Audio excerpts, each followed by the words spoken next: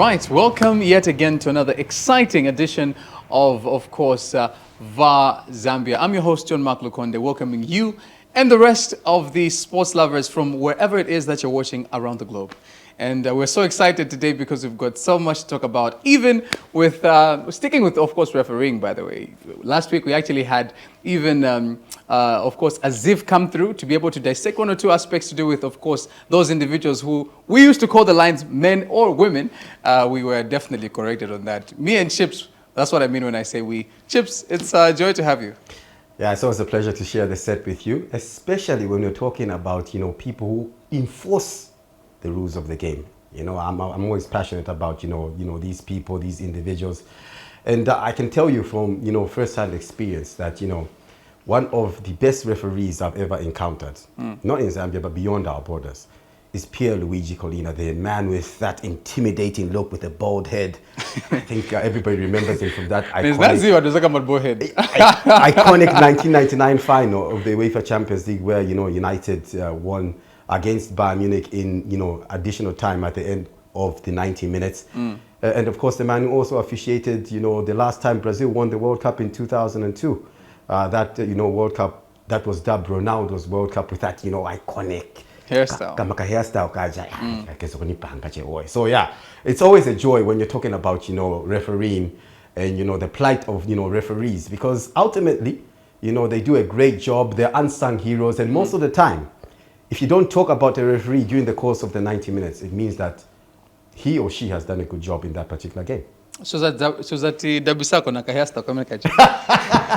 one of these days, just surprise me. Give me a birthday shout out. You know what I mean? You never know. I'm full of surprises. Definitely full of surprises. Make sure that you join the conversation, of course, in the comment section as well. And remember that, of course, Var Zambia is powered by BetLion. We'll meet on the other side.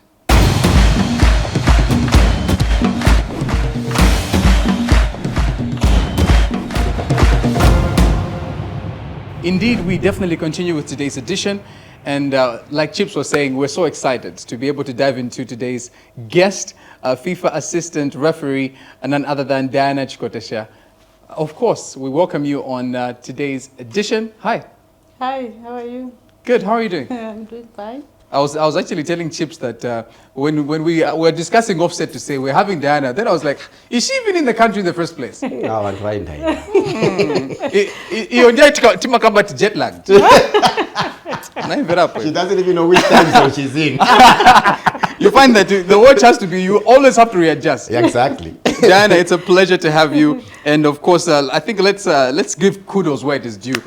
Getting awards left, right, and center alongside the likes of Barbara Banda, putting us on the map. Congratulations, I think, are due to you. Oh, great. Thank you so much. And thank you for having me today. Indeed. Yeah. Diana, before we can even get into the conversation itself, let's go back to, of course, the grassroots, okay? Where did you at least realize to say, at what particular point did you realize to say, I think I'm developing interest in refereeing in the first place? Because to be honest with you, when you're growing up, Chips, you will tell you, last time I don't know if he said he wanted to be number 11 or number 7, it kept changing. He was playing everything. But take us back to those days when you first realized, hey, I love sports, I love football, but maybe just refereeing to be specific. Oh, okay. I loved football, I think, from childhood. Not only football, but different sporting activities. I used to take part in athletics, short distance, also netball. I'm a very good netballer, okay? Yeah, so so those days when I was still at my primary, secondary school, I was multitasked in terms of sporting activities, football, netball, and athletics. So I think it reached at a point when I moved from Petauke, came to Lusaka. When I came here, I had challenges to find a team where I can be playing football from. I'm a dribbler, I can dribble like no man's business. Okay? Wow, we've got a boy in the background. Let's make a plan, guys. Don't worry.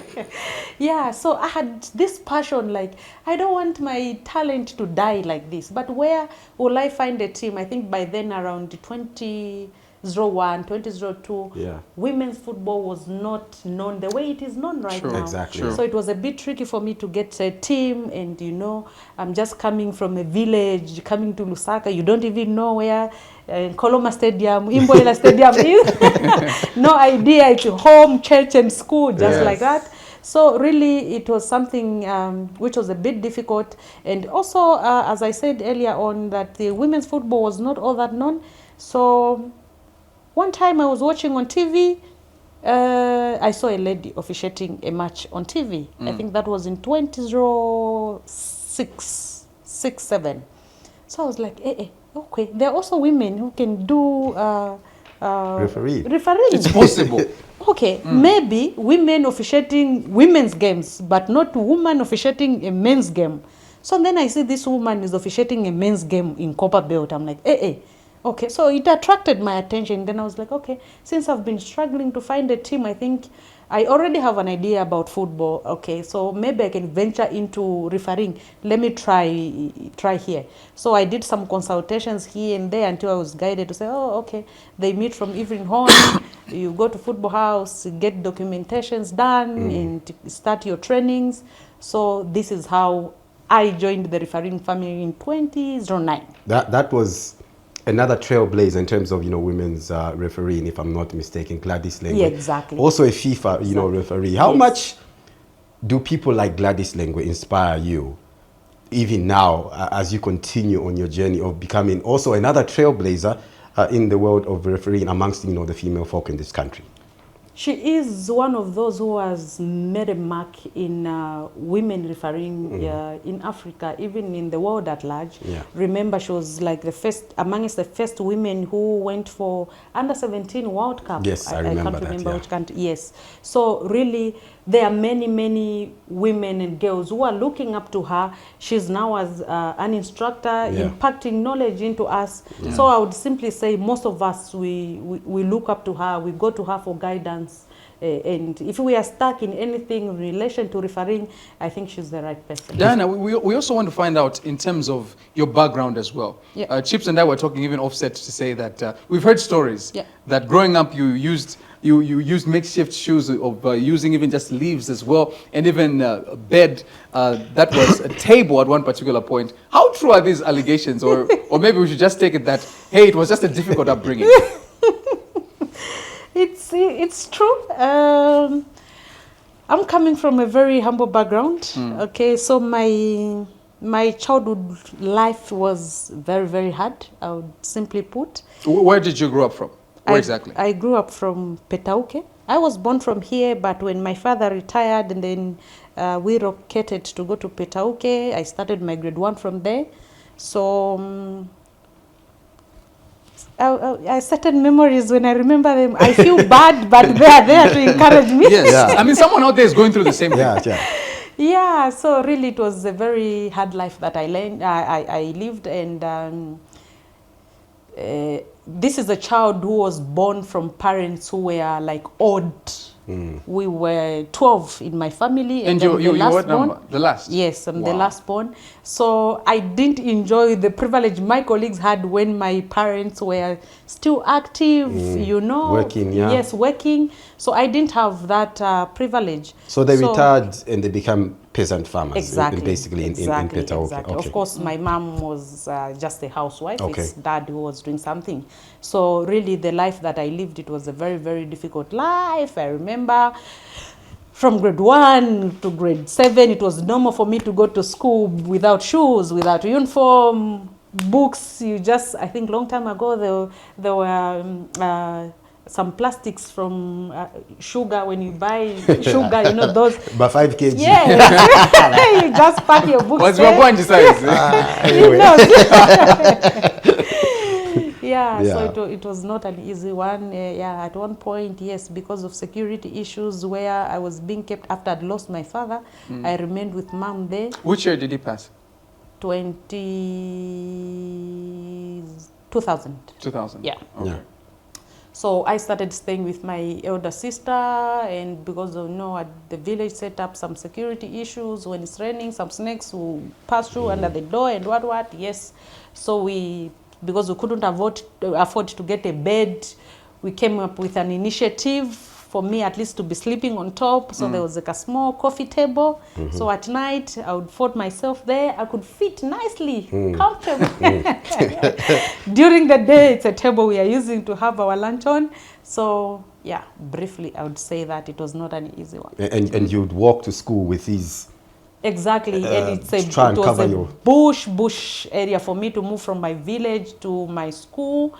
It's in the bush without shoes. Sometimes when it's hot, especially in October, because some places were a bit sandy, and you know, with heat and sand, when you plug in your feet there, it will go in the sand, and the heat will be unbearable. So sometimes I would protect yourself from the heat. I would create the covers for the bananas. Yeah, because my brother had a garden, he would say so. So a Saturday, Sunday, I would go there. I make using the banana covers. You put them on. Of course, you can't go with them for a long distance because like there's water inside. So the more you press on it, like it gets damaged when the water leaves the covers. So you make sure that when you reach at that stage where there's sand, that's when you wear them. Yes, that's when you wear them, so that when you press on the water, at least the water is there to cushion the heat. Then when you finish your journey, you pack them nicely. It will be tomorrow, because by the time you're knocking off, the sun is set. The heat is not too much, so we managed like that. Let's talk about Kazala Primary School.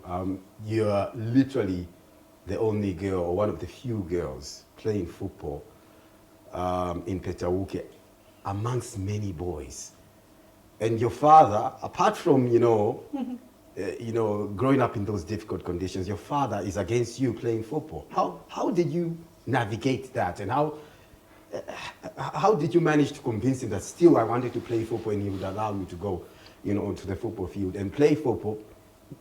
To a large extent, might be dangerous, playing against, boys. I didn't manage to convince him, honestly speaking. I didn't. As a parent, when your parent is telling you, don't do this, do this, as a child, you follow and listen to what the parent is saying. Someone's going to sneak out. Yeah, it was through the help of my mother. That's why I'm saying personally I didn't manage. But through my mother, when my father goes to have a bit of spree somewhere with his friends, then my mother will be like, okay, he's gone. Can you go? Make sure when you come back, you use the other route. So that sometimes she was giving information. Yeah, she would give information. Then I go. When he finds out, or he comes home, he finds that my legs are white. Then he's going to smash it. I know you are being boys. Why are your legs like this? So it was not easy. But through my mother, I think she was very, very helpful. She gave me ideas, and I think I owe her a lot. Let's fast forward. Let's fast forward to you now moving to Lusaka. Another challenge, because your elder sister, as I've been informed, was your guardian at that particular time when you moved to Lusaka. And she was not keen on you also playing football. Tell us about, the role that she played ultimately when you decided to make the transition from becoming, a football player and turning out to referee, in terms of how she supported you. Yes, my elder sister, when I came to Lusaka, she was a very, very religious person. Okay, so many a times she would want me to pay most of the time to religious things, churchy things, okay? School, when I come back, I do the house chores, then we need to go for worship, we need to go for, So, I can... So you vera tena, kangani auto. So really, I wouldn't say she was a bad person because of that direction. She also helped me to grow better as a better person in the society spiritually. And may her soul rest in peace. I didn't stay with her for a very long time. Maybe I think it was about 2, 3, 4 years. Then she passed on. So she did not pay much attention to sporting activities for me to get developed into this area. Yeah. But she wanted me to pay more attention to religious activities. So basically, until when she passed on, I moved to my other sister. I'm not saying she's not a religious, she is, but at least there I was able to move around, to go play, come back, continue with my sporting activities. Yeah. Yeah. Let's also fast forward to where you are now, being, like we're hearing, even a PhD holder, lecturer also in the making. Want to also find out at least how you are able to juggle all of that, being a mother as well, and your busy profession. We've talked about how you are in and out of the country constantly. How do you juggle all of this and still at least manage to find time for everything else? It's not easy. It's very, very difficult. But it all takes your dedication. What do you want to achieve? Because there's no one who is forcing me to do this. I chose that I need to go into this path. So basically, I would say sometimes I feel pity when I look at my daughter, and many times you say, "So you are leaving again? You are going? When are you coming back?" I feel touched, but I'm like, just wait, listen to me, things will be better tomorrow. Yeah. So being a mother, being a wife, being a student, now I'm with the Minister of Sports, holding an office. I need to sort out issues at the office. Yeah. It's not something easy, but I'm trying my level best to manage. I would simply give you an example. Last time when I was doing my second master's at UNZA, some exams were due for me. I think my final exams were due when I was in Australia, New Zealand for World Cup. Yeah. I needed to finish my program at UNZA within two years. But it took me, I think, about 4 years. Not because I was failing, no, but because most of the times when it's times for exams, I'm not available, I'm out. And it is my financial responsibility to caution whatsoever bill comes from the university. So really it was hitting me. I'm like, okay, I'm going to miss the exams. So when I miss, what happens? So I need to come and join this. And then I need to pay again. So huge bills were coming forth. Yeah. So I was like, okay, let me continue fighting. I fought, and eventually I managed to write that. For the sake of our viewers out there, 2 master's degree that you currently hold, in which fields exactly? So my first master's in sports management. Okay. Then my second master's is in physical education and sports. Oh, okay. Yeah. Apart from what Mark was talking about, being a wife, being a husband, being a lecturer, you're currently now working with the Ministry of Youth and Sport. You're a youth development officer at National Sports Council of Zambia, but there's also CDF, the Chikotesha Dreams Foundation. You set up a foundation. What's that foundation all about? What's the objective of it? Basically, it started like a joke. Really, I didn't see it growing the way it is. Like, right? Of course, it has not grown according to expectations. No, you're being humble. But honestly, I didn't see it reaching at the level where it is now. But as they always say, baby steps, you always start bit by bit.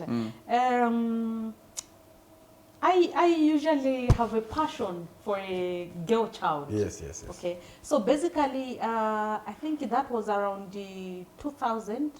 I didn't have a formal job to say so. Sorry, not 2000. I think it was around 2019. Yeah, 2019. So around that time, I just thought of, okay, I need someone I can be staying with, and I take full responsibility of this person. And this person, I don't want this person to be my relative. Okay. My relative, of course, it is my responsibility. Yeah, sure. So I just want someone. So I got this girl from the village, very intelligent. She stopped school, I think, in grade 2, 3, somewhere there. The parents could not afford to make her proceed. So when I brought her at my home, then I was like, no, let me. Then others were like, no, why are you taking to school someone who is not your relative? You've got relatives who are not going to school. Why are you? So I'm like, no. It's not always that we need to lend our hand of help to people who are only our relatives. So I took care of that girl until now. She's in grade 9 at a boarding school in Eastern Province. So the passion started growing bit by bit. I started adding the numbers. So I did a research and looked at other organizations. We have at least a good number of organizations who are looking at primary and secondary school pupils or children, lending their help. So I also thought, okay, yes, we have some institutions which are giving bursaries and whatnot, government institutions, but what of those who have not been selected for these bursaries? Okay, can I get one at a tertiary level, not at a secondary level? So I got one. So we go, that person was doing, I think, a bachelor's degree program. Okay, it was done. I didn't see it. Okay, it's making sense. Then I said, okay, since this one is done, let me, I think, add another one. So I looked around, excellent results. The parents can't afford, they've been applying for bursaries and whatnot. It's not been working. What do I do? Okay, come, we try and do it. So he came, then the numbers kept on growing like that. Until we have this number we have right now. How many?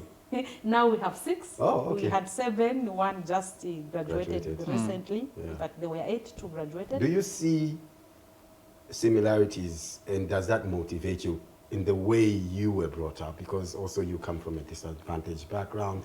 Your parents were struggling really to take you through school and things like that. So that similarity with the kids that you're taking care of under, the CDF, as you call it, the Chikotesha Dreams Foundation. Does that motivate you because of the similarity of your upbringing?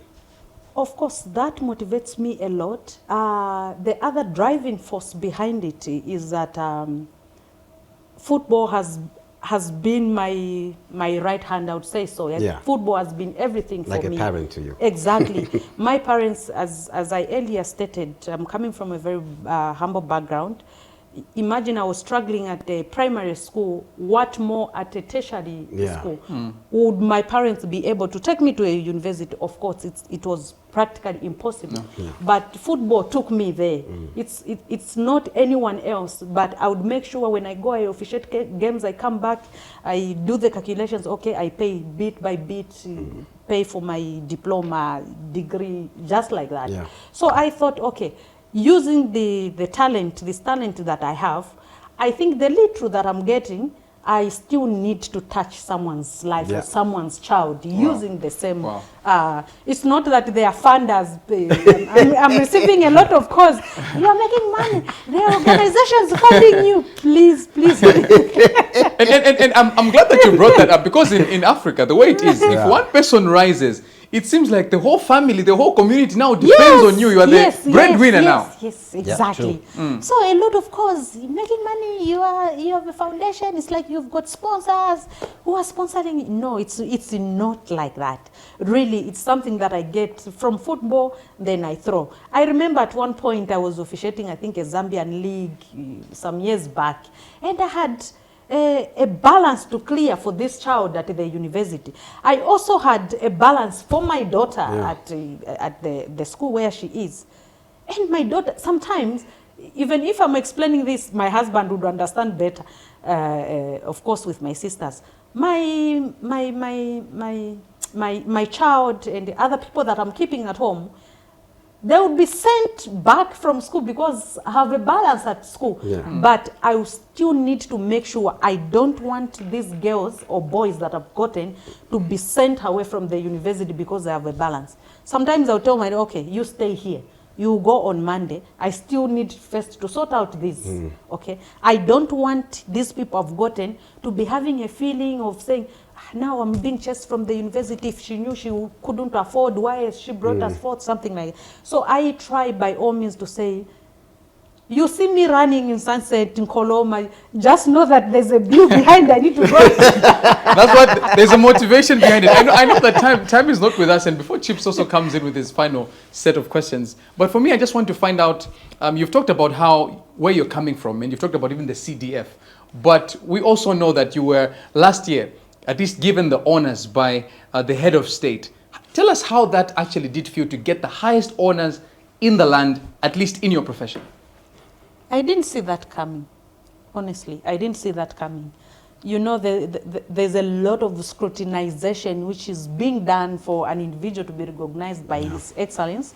It's not something easy that you can get on a silver platter. But really, it meant a lot. And when I received the call from State House that there's this for me, I didn't believe, like, what have I done? I'm still pushing. Has it sunk in yet? Has it still sunk in? At you have received money for CTF. No, that honor, honestly speaking, it means a lot, not only for me, but even for a girl child outside there who doesn't have hope, who doesn't believe in herself, because I normally tell myself to say, you know, Diana, gender should not determine your success. I need to fight, because I know that the only thing that I can achieve without effort is failure. And God forbid, I don't want to be a failure at the end of the day. So I keep on fighting. So really, I didn't know that the little contributions that I've been making into football, you people around, you've been noticing, and hence that came forth. I was, and I am still extremely humbled. There's a lot of criticism that comes your way in this male-dominated field of, you know, football refereeing. I mean, I remember some time back, I think it was the other year, 2023 or something like that. You were criticized for wearing an Adidas, you know, attire, why aren't you wearing Copa, the rest of the referees in the league, Akula Mutu, Safulo Fala Copa, a local brand. You know, when you go to stadiums, let's be honest, it's not the most conducive environment. Sometimes, you know, match officials like yourself, insults are hurled at you by, you know, fans, even sometimes coaches and even players. How do you handle that criticism, if I can put it that way? How do you understand handle such, you know, setbacks, such criticisms that come your way in a field that is largely male dominated? Yeah, there are a lot of things. I think a few days ago I spoke about hooliganism in Zambia. It's on the rise. Yes, for sure, those things are there, and we can't run away from it. But what keeps us going as a family in refereeing is all about, you need to understand that football is a physical game. It's an emotional game. A lot of emotions attached to it. So if you also, as a match official, you become emotional, then it's going to be a crash between you and the players or the coaches. So you need to understand, okay, I've raised or I've disallowed this go for offside, and the coach Isaac comes, hey, Diana, what is this? I'm like, oh, coach, relax, don't worry. It's going to be well. Yeah, so it's all about understanding the philosophy about football. You understand the concepts about football. You know that you've made a correct decision, but here is this coach, probably maybe because he really does not understand the interpretation of the laws of the game, or because the game as a general is an emotional game. This is why he's reacting like this. So it's all about, it is an emotional game. It ends here. We shout at each other. We point fingers at each other in the field. When we go behind doors, we drink coffee together. It's another day. Yeah. Okay. Well explained. I want to jump to a different aspect altogether, because in the next few weeks, you'll be one of the, you know, assistant referees at the Women's Africa Cup of Nations. But these international tournaments haven't started this time for you. I mean, you're talking about, you know, COSAFA, that you've been there. You're talking about the Under-23 Africa Cup of Nations. You're the first woman to officiate in the final of the Men's Africa Cup of Nations final itself between, you know, Nigeria and the Ivory Coast. How have these experiences of, you know, officiating at these big tournaments, such as those I've mentioned, and many others, like obviously the FIFA Women's World Cup in 2023, helped you, you know, to become a better referee moving forward? Of course, each game which comes forth comes with its own challenges or formations from the teams. So yes, I could have officiated, or I officiated the final in Ivory Coast. That does not mean I need to look down to these other games, either locally or regional level. So the call-up for the Afcon, this is the biggest showpiece for women's football in Africa. So really, you even understand or know that the technical know-how of the players, the coaches, is at another level in terms of women football. So as I go for this tournament, it's not to underrate the tournament. For me, it's a stepping stone for me to go and learn more, because we usually have a course, a 1-week course prior to the tournament kickoff. So as I go there, I need to go and make sure that I get the concept, I get the philosophy on what CAF is going to share with us, and take it as a stepping stone for me to be considered for other future tournaments. Yes, I could have done several tournaments before, but maybe the games we are going to have in this tournament are going to be different from the games that I did before. So I'm just looking forward for this exciting event in Morocco, and we need to make sure that we are on top of things. We go and implement the laws of the game accordingly, so that at the end of the day, it's the best team which wins and nothing else. Diana, I know that we have limited amount of being signaled that we need to wrap up. The last questions have been twofold. I'll take the first, and then of course Chips will take the next. I want to get your take in terms of other referees as well. We know that there's Gladys, we know that there's Jansika as well, who have gone ahead of you. Individuals that have also walked in your shoes and at least have that particular experiences, have made their own mistakes as well. So I want to find out in terms of, if at all you tend to engage with them, and if at all you engage with them, how often do you do so that you could be able to perfect your craft? I don't know what Chips would like to add in terms of your concluding remarks as well, Chips. How do you stay abreast with the latest rules? Because I know IFAB, the International Football Association board, which is tasked with changing the rules every single season, makes small amendments. I know that this year there's an amendment, say, for instance, for a goalkeeper to hold the ball for a maximum of 8 seconds. If they do not release the ball, it becomes a corner. I saw that in the FIFA Club World Cup and so on and so forth. How do you stay abreast with those little changes within the rules to make sure that you stay abreast with them? But also, I wanted to get your input. Have you met the current FIFA head of refereeing, Pierluigi Collina? I know that we spoke about him in our preamble. And if you've had conversations with him, what sort of advice he's given you to continue being, a top referee? Okay, I'll start with here. Okay. So Gladys and Johnny, I speak to them like almost every day. Okay, we communicate, we chat. When I want to seek for advice, I call them. Johnny is an instructor now, CAF instructor. Sure. I was with him in Egypt for the under-20 tournament as an instructor. So really, I would simply say we have enough human resource in terms of people who can impact knowledge into us who are still active into the field. So I normally seek for guidance. I'm not the only one. I think even my colleagues, they call them, they were there in the referees committee for Zambian football. Gladys is in the CAF refereeing committee. So really it's an honor for us Zambians to have these two to be part and parcel of the football fraternity in Zambia. So I talk to them, I chat with them at any time. Is it safe to say that Munaga WhatsApp will come a referee? Former Of course. Okay. Yeah, of course. And going back to you, yes, Mr. Collina Perigi is our chairman of referees committee. Yeah. And that man understands football.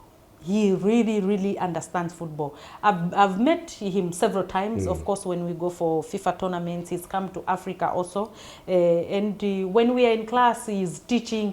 You can feel that this philosophy or the enthusiasm he's having about football, really, it's an inborn thing. It's really coming from him. That look, it must be intimidating. No, we don't see that.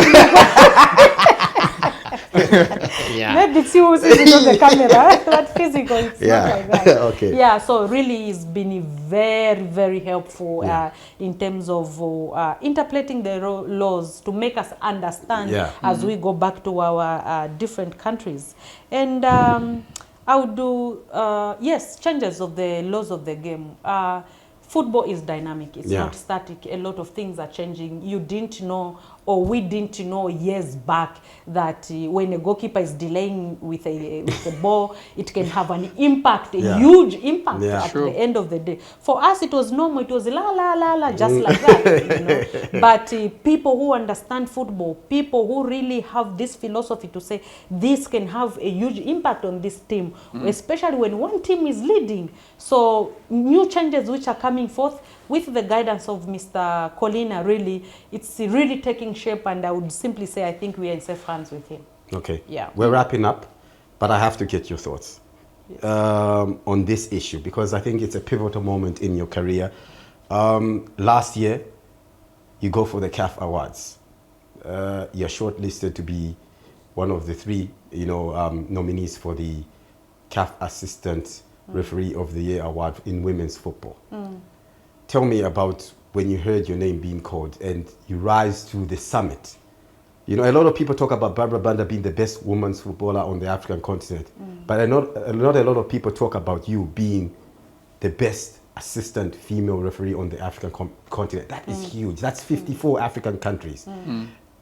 Thousands of assistant referees on the African continent, and for you to be recognized as the best women's FIFA referee, what was going through your mind as you were walking up the podium to achieve that accolade, the best assistant referee on the African continent? Really, before we never used to have those awards for referees. Years back, it used to be there, and then it was removed. Yeah. At a certain point, I think we ran for almost 5 or 6 years without that department. But with the introduction of our CAF president, Dr. Motsepe, he said, no, these are also part and parcel of football. Yeah. When we are recognizing the players, why are we also not recognizing their effort? Which made a lot of sense. And I think when I received an email for the nomination, I think that was 1 week before, I'm like, no, I can't get this one. No, this one can't. You thought of boycotting? Yeah, no, but this can't come to me. Okay, I'm there, yes, as a nominee to end there. Yeah. I might not go beyond this. But when I received the award in Morocco, Yeah. really it meant a lot for me. I didn't see it coming because yes, there are a lot of great assistant referees in Africa. To mention a few, we have Fatia from Morocco, we have Karin from Cameroon, strong physically, even technically in the field, very, very strong. Yeah. And I have so much respect for them. So really that signal, it raised my eyebrows, and later on I humbled myself. I said, okay, alhamdulillah, thank God it has come. What can I do? So I just... It's almost like it came full circle. All those years of, walking with those banana kind of, makeshift shoes. I'll make one for you. Came full circle and it paid off. It didn't at the end of the day. Yeah, exactly. I think it was paid off. Really, it's a great gesture. It's that one. It's the Afcon fire. It's the award, the insignia of honor from the president, His Excellence. Really, these 3. When I look behind, I'm like, really, Diana, did you deserve this? Okay, let's keep on pushing. So we are still pushing. What are your targets for Afcon 2024? You wanna be in the final as well? I wouldn't be surprised if I'm not in the final. If it comes, it comes. If it doesn't come, I wouldn't be surprised. Maybe because Zambia will make it to the final, then you're not allowed. Alhamdulillah. Thank God. Time is not with us. Thank you so much for coming through, and of course, wishing you nothing but the very best. Thank I know you. that the better days are ahead, and we will definitely be here to talk about more awards moving forward as well. Amen. We'll take a brief break, and then we'll be able to just pick it up on the other side.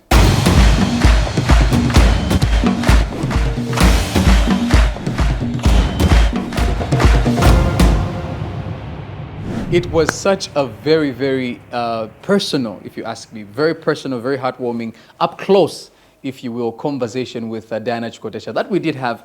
And it's just been a joy and inspirational kind of conversation that we've even had, Chips. Even as you just look back at the conversation we had with even Diana, what's your takeaway?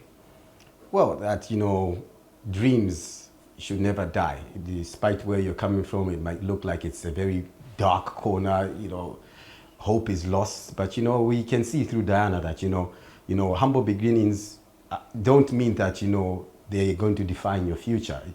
It's just a foundation that, you might find yourself, not because of your own doing, and your own circumstances, but you know, it's something that you can use as a source of inspiration. True. To be more determined to make it in life. And you know, at the tender age of 35, I don't know if she wants me to say that, but yeah. At the tender age of 35, somebody has got 2 master's degree. There's a PhD that is loading. So much she's done. She's risen to the pinnacle of, you know, refereeing in the African continent. I think that's a story that, you know, every single, you know, girl child out there should be inspired by, you know, Diana moving forward. Not just in football, but beyond football, that your current circumstances don't define your future and your ultimate destination. Indeed, perfectly put. And of course, we'll be able to continue the discussion on another day as well. Thank you so much for even following through. And of course, I just want to end with paraphrasing what Diana had to say. She said that the only thing that you can do without effort and you can achieve it is failure. Take that home, even as we end today's edition. Thanks.